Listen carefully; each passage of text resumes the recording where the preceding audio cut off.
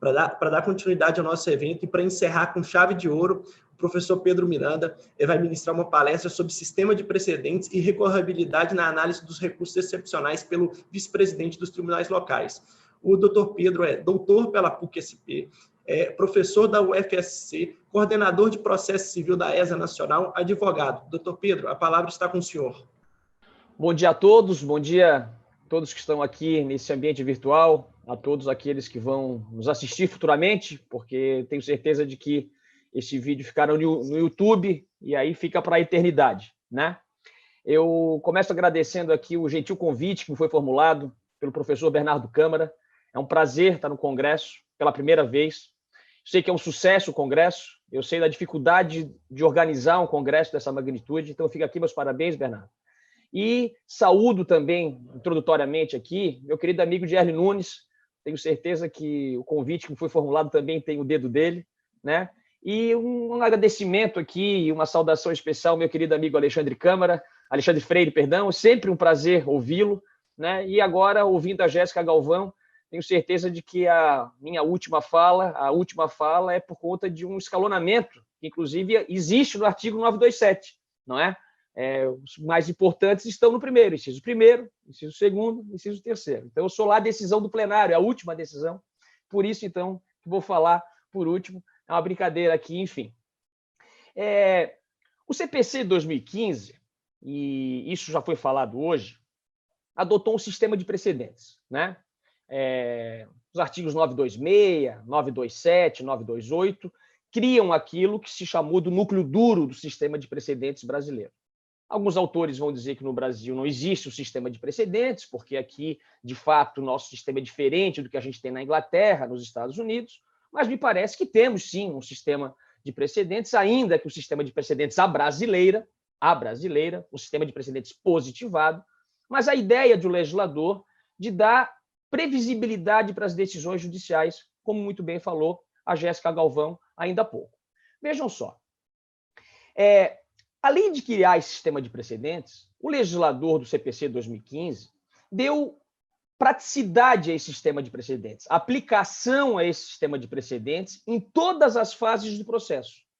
Desde a possibilidade de procedência liminar do pedido lá no início do processo, ao aplicar, por exemplo, um tema do STJ em sede de recursos repetitivos ou do Supremo Tribunal Federal, até o momento em que esse processo volta ao STJ, volta ao Supremo Tribunal Federal, por meio de recurso especial, recurso extraordinário.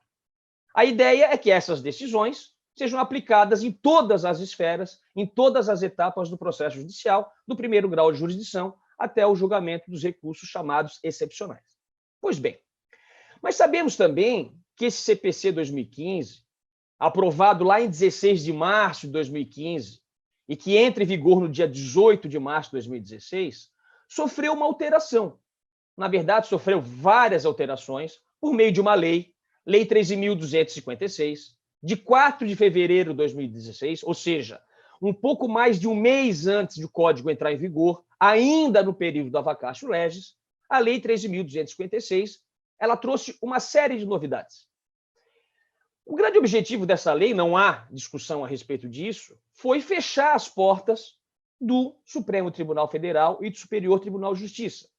Na medida em que o código aprovado e sancionado pela Presidência da República havia acabado com o juízo bipartido de admissibilidade, de maneira que todos os recursos especiais, recursos extraordinários, independentemente de aplicar padrão decisório ou não, subiriam ao STJ e ao Supremo Tribunal Federal. Essa lei trouxe de volta o juízo de admissibilidade e, Bernardo, trouxe uma novidade que mexe com a teoria geral dos recursos. Por quê?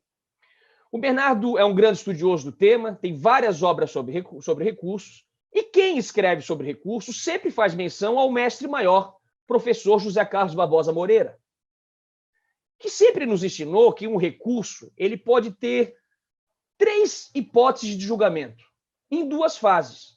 A admissibilidade e depois o mérito. Então, no primeiro momento, você admite ou inadmite o recurso, ou seja, conhece ou não conhece do recurso. Sendo positivo o juízo de admissibilidade, há o ingresso do mérito para prover ou desprover o recurso.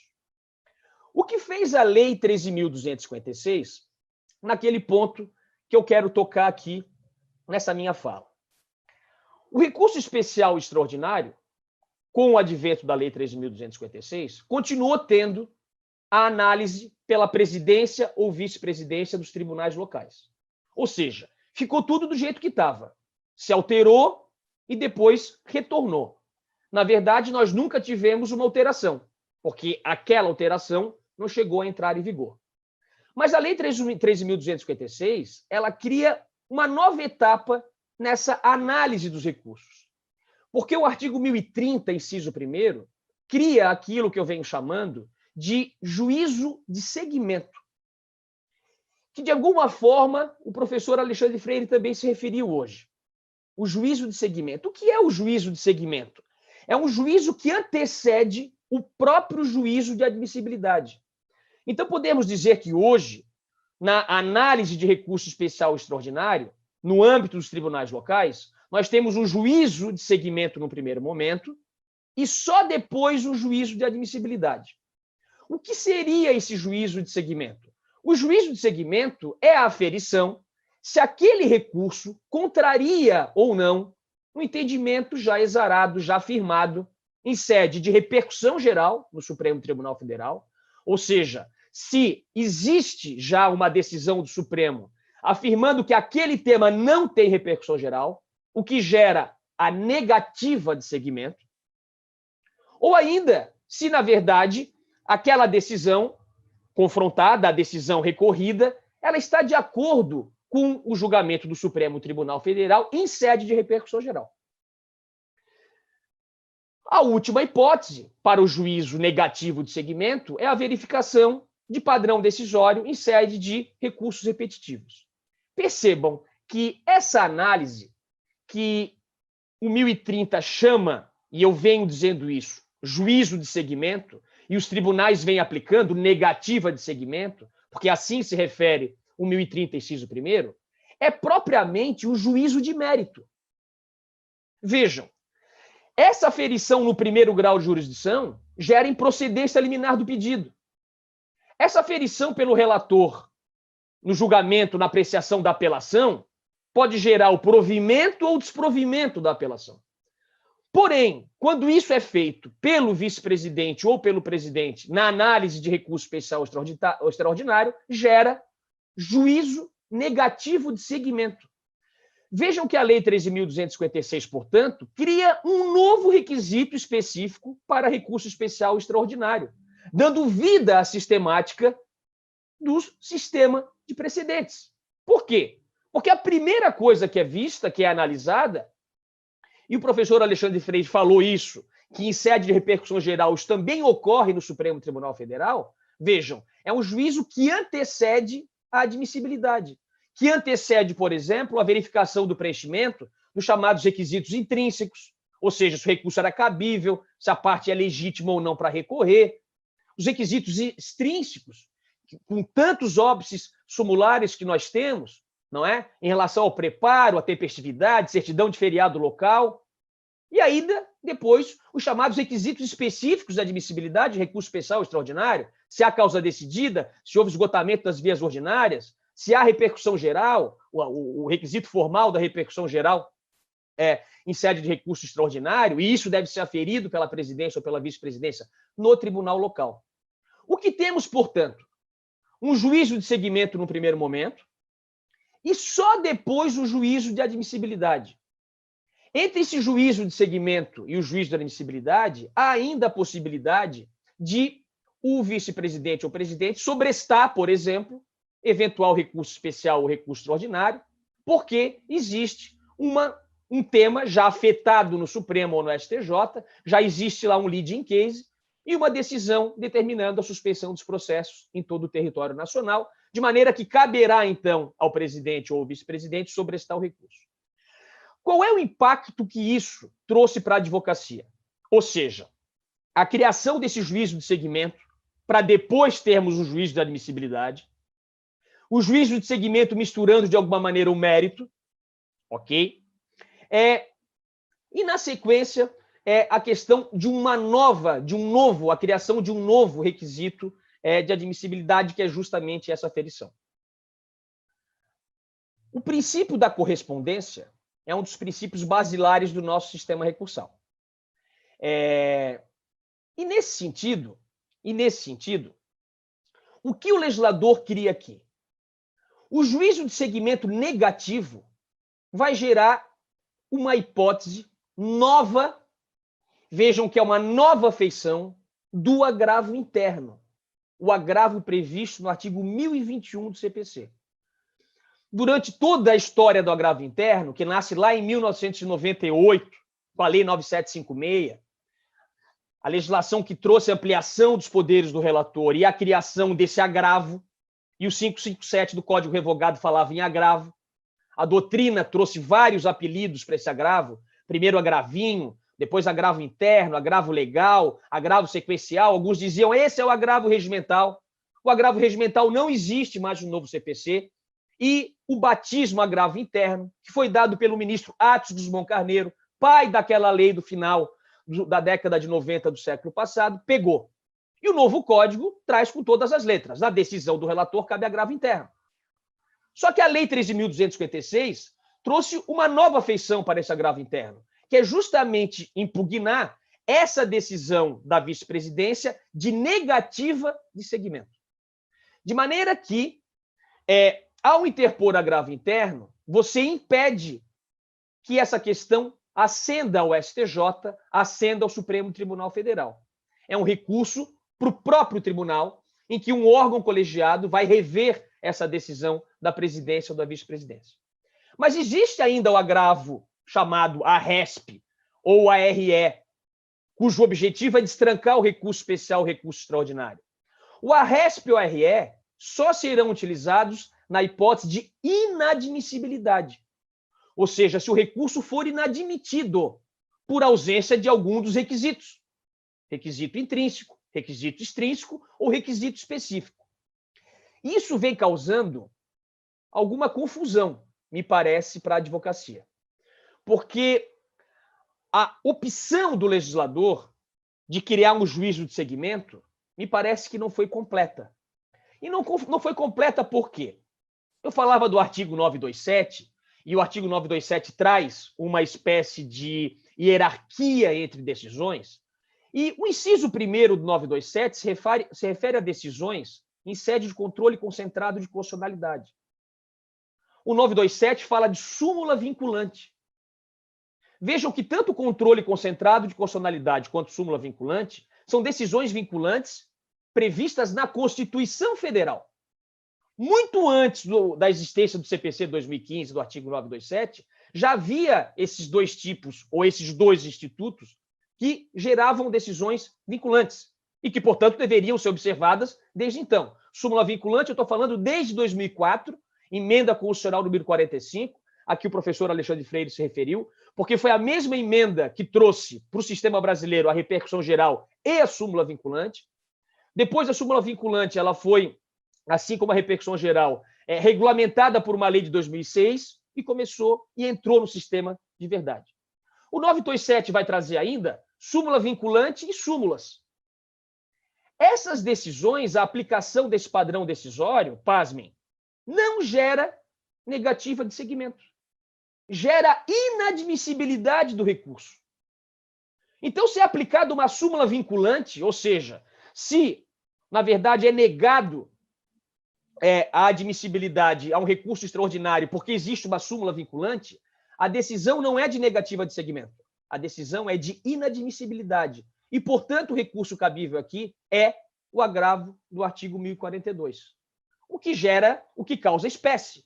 Veja, a súmula vinculante, me parece, é uma decisão mais forte que uma decisão tomada em sede de recursos repetitivos do STJ.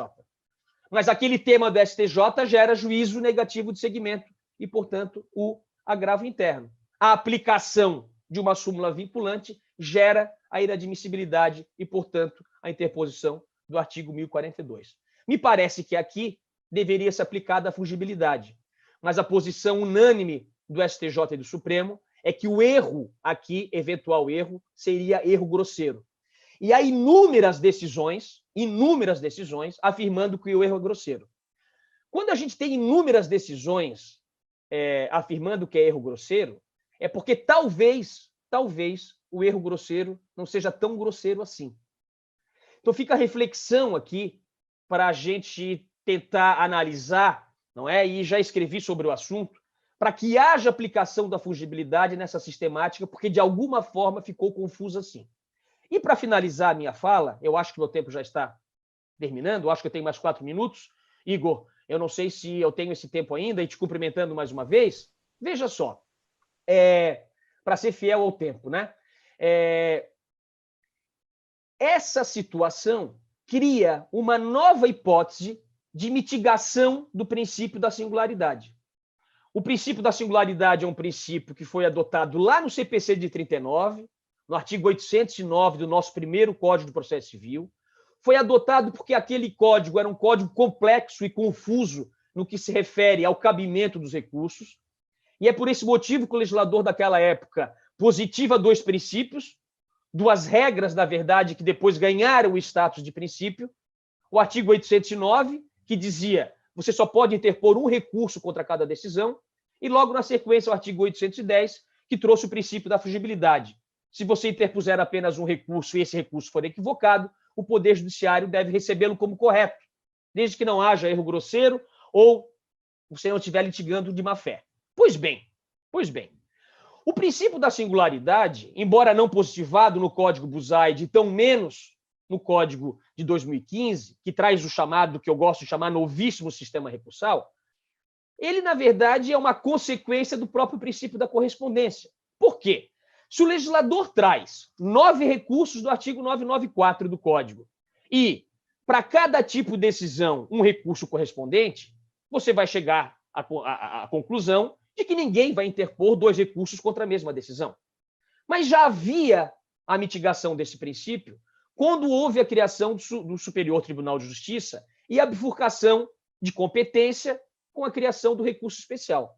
Há muito tempo, a gente interpõe, por exemplo, recurso especial, recurso extraordinário contra o mesmíssimo acordo. Esse fenômeno se repete agora, com essa criação do agravo interno para atacar decisões de negativa de seguimento da presidência ou da vice-presidência. Quando isso pode acontecer? Vejam, imaginem um acórdão em que você tem 2 capítulos distintos, 2 pedidos sendo julgados, e aí você tem, portanto, 2 decisões. Eventual pedido pode ser julgado procedente, outro pode ser julgado improcedente. No âmbito dos tribunais, você vai ter o provimento ou desprovimento de cada um dos recursos nesse ponto. E a parte, então, recorre do capítulo A e do capítulo B. Recurso especial ou recurso extraordinário, pouco importa. Vamos imaginar o recurso especial, é mais fácil que ocorra isso. E aí a vice-presidência diz o seguinte, olha, em relação ao pedido A, eu nego o seguimento porque o recurso contraria um padrão decisório firmado no tema tal de recursos repetitivos do STJ. Então, em relação a esse capítulo, ao recurso é negado o seguimento.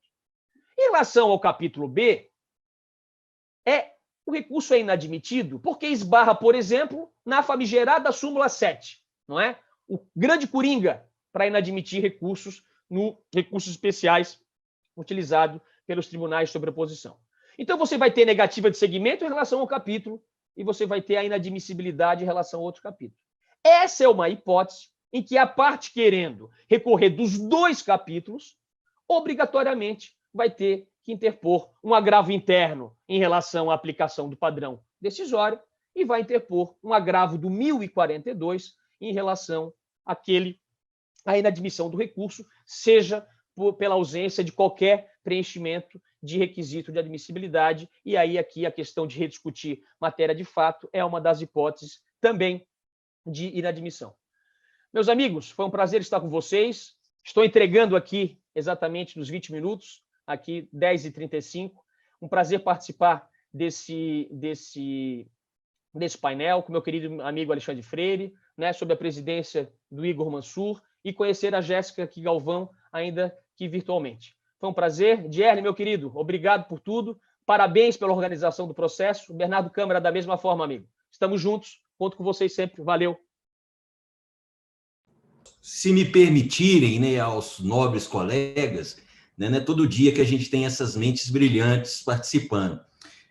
O nosso próximo painel vai se iniciar às 10h50.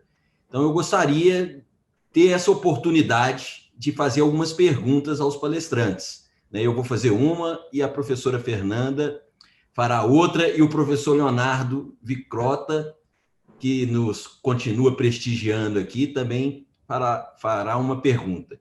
Eu gostaria de aproveitar, né, toda a experiência que o professor Alexandre tem perante o Supremo Tribunal Federal, nos dá como advogado, eu gostaria de pedir o caminho das pedras, né? Mas como estudante, a gente faz uma pergunta um pouco teórica diante de uma dificuldade que nós, advogados, temos, né, sobre a admissibilidade dos recursos extremos, né, principalmente à luz, né, da tão discutida jurisprudência defensiva que se disse terminada com o CPC 15, mas que a gente sabe que continua forte no âmbito dos tribunais.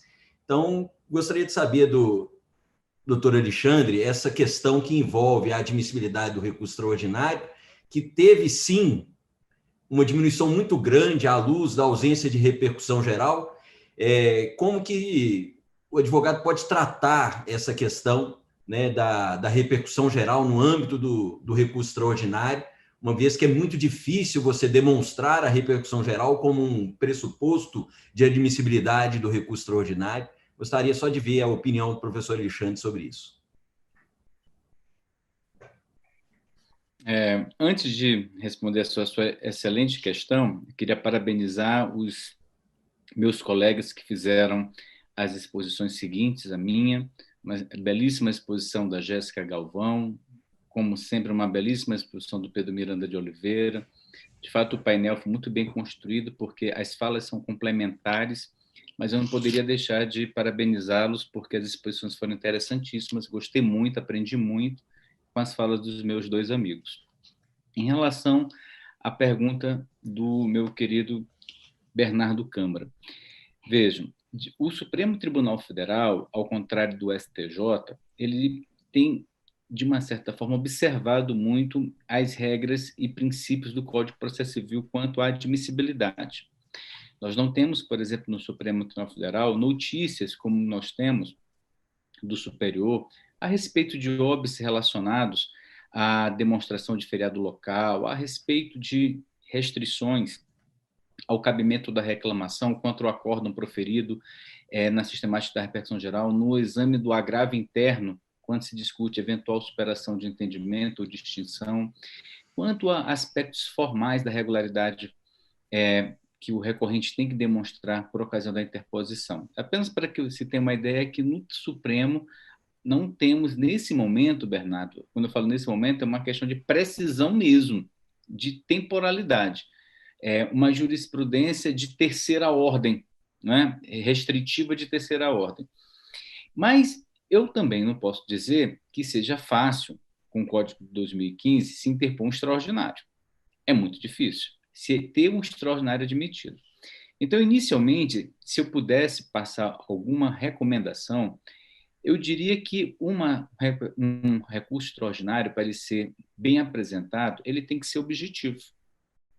Então, isso significa dizer muito com poucas palavras. Então, um recurso extraordinário hoje é, no máximo, 15 páginas, independentemente da complexidade do tema, no máximo. E quando se fala de repercussão geral, é sempre tentar demonstrar não apenas através daquela chave clássica da repercussão geral, mas eu colocaria repercussão geral e colocaria assim, a tese proposta. Por quê? Quando se fala de repercussão geral, o que se vai discutir é a tese.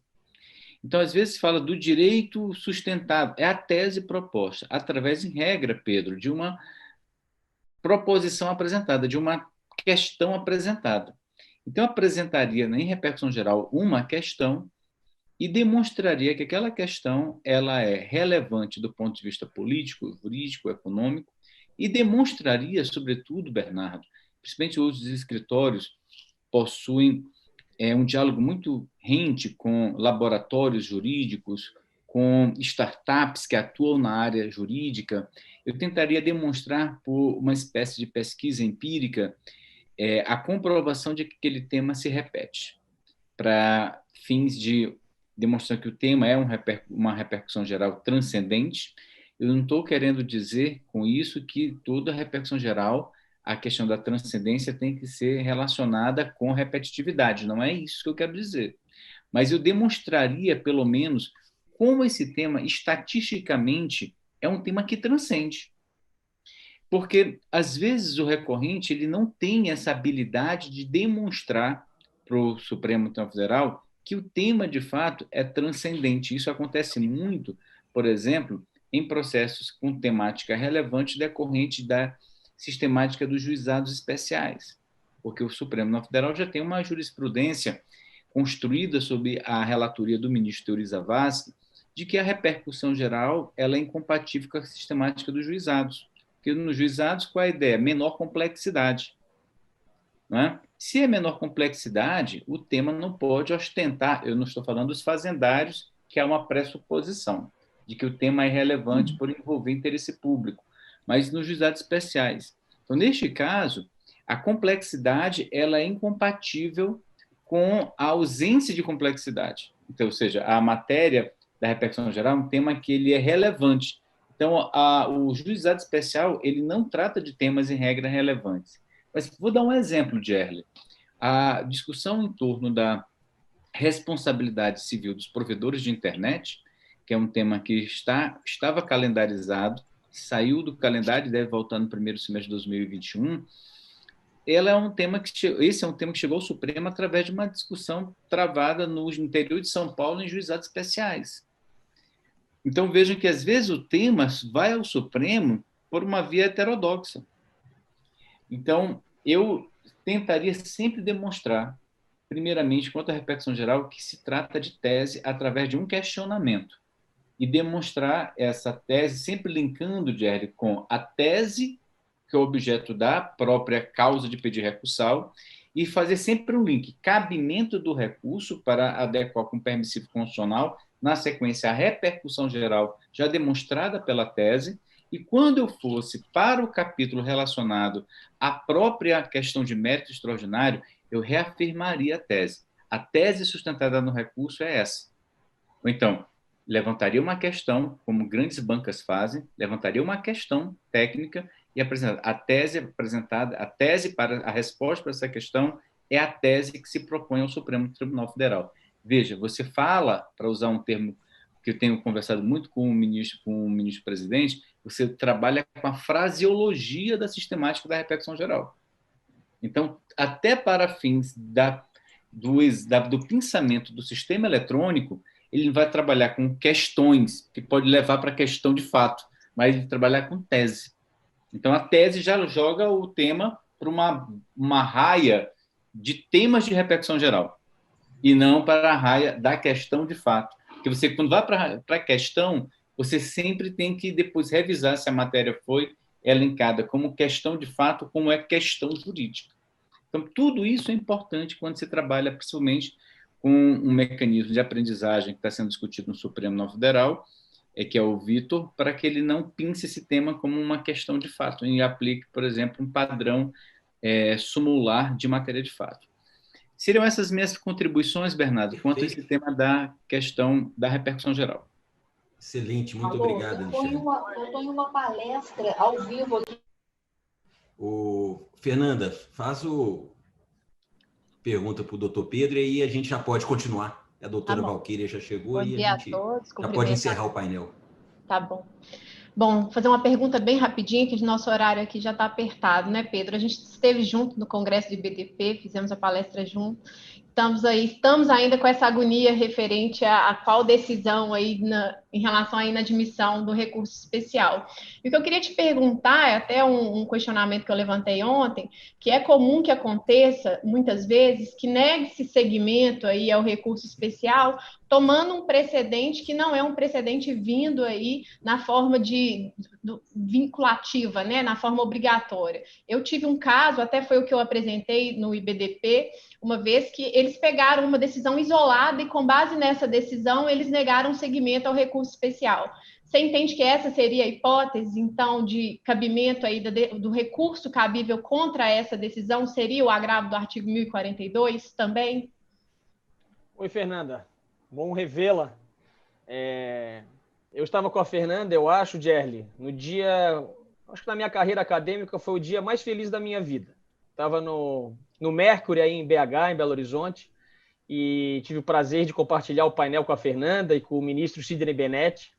E quando eu vejo no auditório, quem está assistindo? Professor Humberto Teodoro Júnior. Aquilo, para mim, eu falei aquele dia e repito aqui, foi algo para mim assim sublime. E o professor Humberto já teve 2 vezes conosco aqui em Florianópolis, e a primeira vez que ele esteve aqui, veio com o neto dele, Guilherme, atleticano, roxo, e o Gerli também eu sei que enfim, o Galo liderando aí o Brasileirão, enfim. Mas e eu dizia para o professor Humberto que o primeiro curso que eu consegui comprar no período da faculdade, eu entrei na faculdade lá em 96, era um período em que os alunos compravam curso de processo civil. Vejam como os tempos mudaram, não é? Mas o primeiro curso que eu teve foi do professor Humberto Teodoro. E depois, anos depois, aí em BH, tê-lo na plateia, naturalmente que ele estava ali para assistir a Fernanda, que eu sei que tem um carinho enorme por ela, e o ministro Sidney Benetti, mas de qualquer maneira ele estava ali.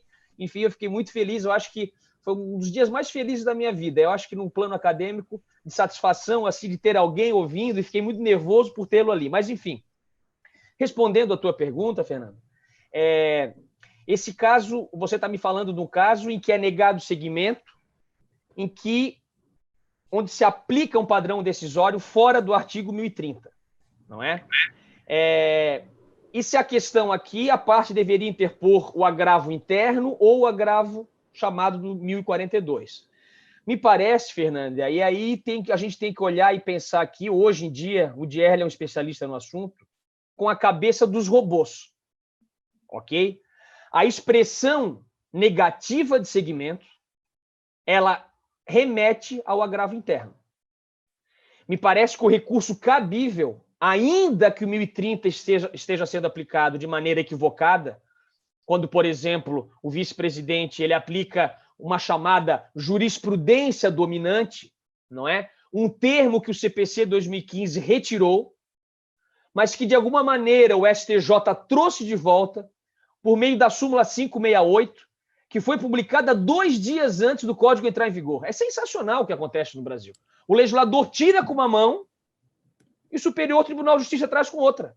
Ou seja, a jurisprudência dominante hoje ela é utilizada pelo Superior Tribunal de Justiça para julgar monocraticamente.